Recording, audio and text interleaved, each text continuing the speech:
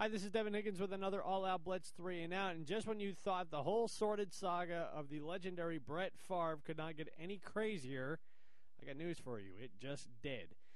The Minnesota Vikings quarterback, who just turned 41 over the weekend, is in the crux of an NFL investigation in regards to text messages of an inappropriate nature, along with text photos that were sent to a former Jets employee, Jen Sturger, when they were both with the team in 2008. That team, again, being the New York Jets. Favre went on record today apologizing to the Vikings as they get ready to play, who else? The Jets, tonight on Monday Night Football. And part of the whole ballyhoo that I've heard come out about this whole situation was that, what is this going to mean for Brett Favre? Does this mean they're going to suspend him?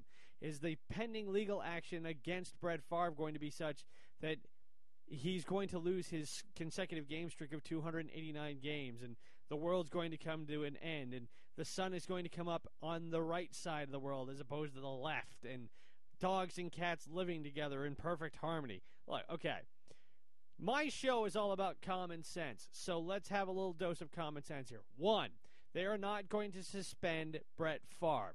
Why? Because two, he's Brett Favre, and he's going to play his final year as an NFL quarterback this year. He's not coming back next year. He said he's not going to come back this year. And if you look at how he's been playing on the field, his whole body language and everything about his persona at this point tells you he's not going to be back next year. So why are they not going to suspend him? Because we always talk about legacy with athletes. You look at Michael Jordan. What happened? He went out with the great shot over Byron Russell. Push off, didn't push off. That's your choice.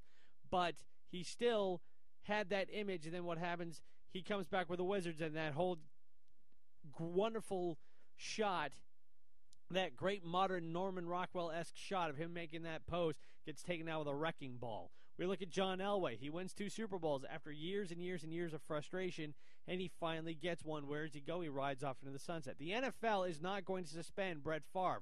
Why? Because they'd be killing the PR machine that they're going to need to drive them through the last 6 months of this season, or 6 weeks of this season, I should say, because you don't get a Brett Favre like this every week. You don't get it every year. It's a once-in-a-generation thing with a guy of his ilk, and you don't sit there and squander it because of something like text messages that he sends to a chick he works with. Oh, and by the way, before you start making comparisons to Tiger Woods on this, why don't we compare it to another guy who got a little carried away with a text message and a cell phone? Greg Oden. Why don't we go with that?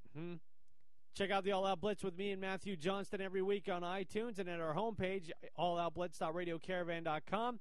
And you can follow us along on Facebook and Twitter at the All Out Blitz.